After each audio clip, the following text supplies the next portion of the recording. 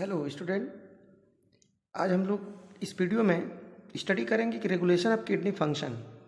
NEET में एक question इस टॉपिक से श्योर है और बहुत इंपॉर्टेंट टॉपिक है, जिसमें कि किडनी को जैसे कि जानते हैं आप लोग, किडनी का फंक्शनल स्ट्रक्चरल यूनिट का नाम नेफ्रॉन होता है।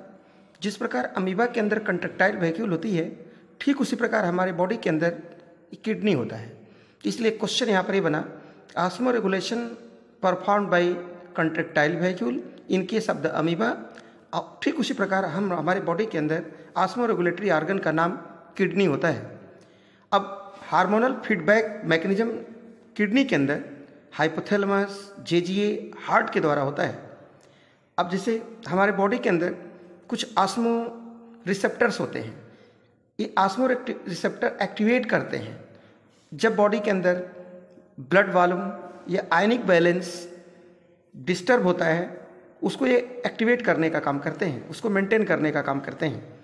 तो हार्मोनल फीडबैक मैकेनिज्म हमारे बॉडी में इन्वॉल्व हैं 3R, हाइपोथैलेमस, जेजीए और हार्ट। जैसे कि आप लोग हाइपोथैलेमस की बात करते हो, हाइपोथैलेमस फोर ब्रेन का पार्ट होता है, इसकी ओरिजिन इक्टोडर्मल होती है। हाइपोथैलेमस के द्वारा दो हार्मोन सिक्रीट होते हैं, एक का नाम होता है ऑक्सीटोसिन, दूसरे का नाम होता है वेसोप्रेसिन। ये दोनों हार्मोन स्टोर होते हैं posterior lobe of the pituitary, जिसको न्यूरोहाइपोफाइसिस के नाम से जाना जाता है। तो यहाँ पर फर्स्ट हम लोग पढ़ेंगे हाइपोथैलेमस के द्वारा जो हार्मोन निकलता है उसका नाम होता है एडीएच। उस एडीएच को बोलते हैं एंटी डाईयूरेटिक हार्मोन, या इसी का दूसरा नाम होता है वेसोप्रेसिन के नाम से जाना जाता है। तो ये जो वेसोप्रेसिन है, पूछा जाए कि सिक्रीशन इसका कहाँ से होता है, तो इसका सिक्रीशन होता है हाइपोथैलेमस से। हाइपोथैलेमस के द्वारा इसका सिक्रीशन होता है। और अगर पूछा जाए रिलीज कहाँ से होता है, तो देखिए सिक्रीशन का मतलब यहाँ बनना और रिलीज का मतलब स्टोर है, बाहर निकलना। तो रिलीज कहाँ से होता है तो बताओगे न्यूरो हाइपोफाइसिस। और न्यूरो हाइपोफाइसिस किसका नाम है, तो इस posterior part of pituitary gland, यानी पोस्टेरियर लोब पिट्यूटरी का जो है उसके द्वारा ये सिक्रीट होता है, माने रिलीज होता है, और हाइपोथैलेमस से सिक्रीट होता है।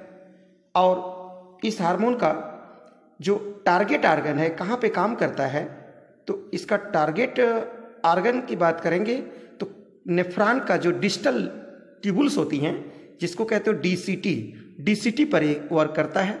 अब क्या काम करता है, वहाँ से आयन, वाटर और बाइकार्बोनेट के रीएब्जॉर्प्शन में मदद करता है। और जिसका मतलब इसका रोल क्या है, इंपॉर्टेंस क्या है, तो देखो बच्चों ये कि बताओगे कि ये हेल्प करता है वाटर और बाइकार्बोनेट के रीएब्जॉर्प्शन को मदद करता है, रीएब्जॉर्ब उनको करता है। सेकेंड, ये जो है एक तरह से वेसो कंस्ट्रिक्टर का काम करता है। वेसो कंस्ट्रिक्टर ये ब्लड वेसल को कंस्ट्रिक्ट करा देता है, जिसकी वजह से ब्लड प्रेशर और ग्लोमेरुलस फिल्ट्रेशन रेट, जिसको जीएफआर कहते हैं शॉर्ट में, उसको बढ़ाने का काम करता है। इसके बाद ये प्रिवेंट करता है डायूरेसिस को, प्रिवेंट डायूरेसिस। डायूरेसिस का मतलब होता है फ्लो ऑफ यूरिनेशन, उसको ये रोकता है, उसको कम करता है, इसलिए इसका नाम देते हैं एंटी डायूरेटिक सब्सटेंस। जैसे हमारे बॉडी के अंदर अगर यूरिया, एल्कोहल की मात्रा अगर बढ़ जाती है तो एडीएच का सिक्रेशन कम हो जाता है। इसलिए एडीएच जब कम हो जाता है तो यूरिनेशन का रेट बढ़ जाता है। उसी से एक डिजीज होती है जिसको कहते हैं डायबिटीज इंसिपिडस। इसका मतलब ये हुआ कि जो एडीएच होता है ये इन्वर्सली प्रोपोर्शनल होता है डायूरेटिक सब्सटेंस के। तो जो डायूरेटिक सब्सटेंस है वो कौन कौन डायूरेटिक सब्सटेंस है, तो डायूरेटिक सब्सटेंस का नाम दे सकते हैं आप लोग, यूरिया दे सकते हैं, एल्कोहल दे सकते हैं, और कुछ जैसे कॉफ़ी वगैरह है, थीन चाय में मिलता है, ये सब एल्केलॉइड हैं जो कि डायूरेटिक सब्सटेंस होते हैं। इनके बढ़ जाने से एडीएच का सिक्रेशन कम हो जाता है, जिससे हमारा यूरिनेशन बढ़ जाता है। तो इस तरह से आप लोग ये हाइपोथैलेमस के बारे में स्टडी किए। सेकेंड, हार्मोनल रेगुलेशन की बात करें सेकेंड, तो आप बताओगे जेजीए।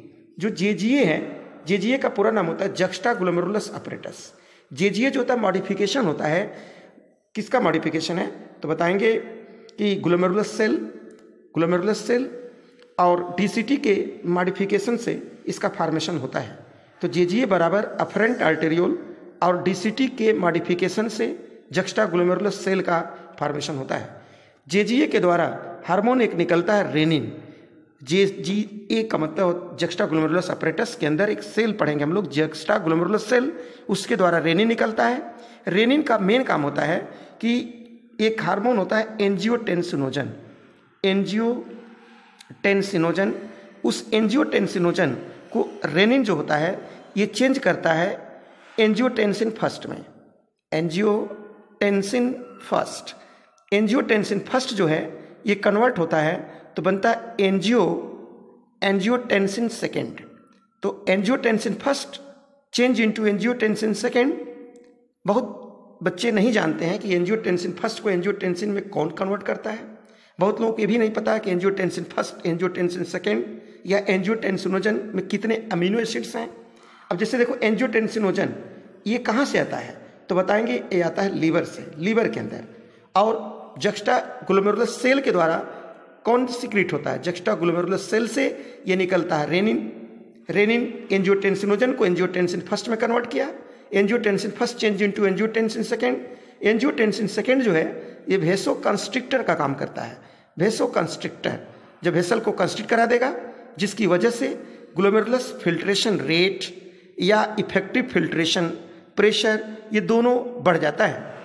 जैसे हमारे बॉडी के अंदर अगर ग्लोमेरुलर फिल्ट्रेशन रेट अगर कम है, लो हो गया, तो उसको ये बढ़ाने में मदद किया। एंजियोटेंसिनोजन सेकेंड ये स्टिमुलेट करता है एड्रिनल कॉर्टेक्स को, एड्रिनल कॉर्टेक्स, और उस एड्रिनल कॉर्टेक्स से एक हार्मोन निकलता है जिसको बोलते हैं एल्डोस्टेरोन। इस एल्डोस्टेरोन हार्मोन को कहते हैं मिनरलोकॉर्टिकॉइड। मिनरलोकॉर्टिकॉइड मतलब बॉडी के अंदर मिनरल को बैलेंस करने का काम करता है। ये हेल्प करता है main absorption of water and mineral from distal part of the kidney या डीसीटी से एब्जॉर्ब करता है। ये सोडियम की मात्रा को ब्लड में बढ़ाता है, इसलिए हाइपर नेट्रीमिया कहते हैं इसको। अब पोटेशियम की मात्रा को घटाता है, इसलिए हाइपोकैलेमिया के नाम से जाना जाता है। मेटाबॉलिक एल्कलोसिस करता है, और ये इसका मतलब कि वाटर मिनरल के रीअब्जॉर्प्शन को जब बढ़ाएगा तो ब्लड का अमाउंट, ब्लड वॉल्यूम ये इंक्रीज करेगा।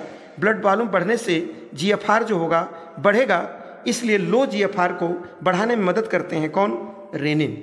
लेकिन इस पूरे मैकेनिज्म को हम लोग रास के नाम से जाना जाता है। रास का पूरा नाम होगा एंजियोटेंसिनोजन एल्डोस्टेरोन सिस्टम। बहुत लोगों को ये भी नहीं पता है कि इस पूरे सिस्टम में कितने आर्गन इन्वॉल्व हैं, तो बताएंगे 4 हैं। देखो फर्स्ट है एक किडनी से रिलेटेड रेनिन, सेकेंड लीवर, और एंजियोटेंसिनोजन फर्स्ट और एंजियोटेंसिन सेकेंड ये इसका रोल होता है लंग्स में एक्टिविटी है, और बाकी एड्रिनल कॉर्टेक्स है। तो इसमें 4 आर्गन इन्वॉल्व होते हैं। थर्ड आप लोग बात करते हैं हार्ट के आर्ट्रिया से, यानी हार्ट आर्ट्रिया द्वारा एक हार्मोन सिक्रीट होता है जिसका नाम देते ANF, जिसका नाम होगा आर्ट्रियल नेट्रियूरेटिक फैक्टर। आर्ट्रियल नेट्रियूरेटिक फैक्टर जब हमारी बॉडी के अंदर जीएफआर बहुत ज़्यादा हो जाता है तो उसको लो करने का काम करता है। इसको एक तरह से इसका क्या काम है, वेसो डायलेटर का काम करता है। वेसल को ये डायलेट कर देता है। इसका मतलब कि हाई जीएफआर को लो कर देता है। इसका मतलब कि ANF जो होता है ये रास का या रेनिन का एंटागोनिस्टिक होता है। रेनिन का एंटागोनिस्टिक होता है। तो जो रेनिन होता है जीएफआर को बढ़ाने का काम करता है, और ANF जीएफआर को घटाने का काम करता है। इसलिए हार्मोनल फीड मैकेनिज्म 3 पार्ट से इन्वॉल्व हुआ, और इसमें से एक क्वेश्चन नीट में श्योर है, तो इसको आप लोग अच्छा से पढ़ें। थैंक्स।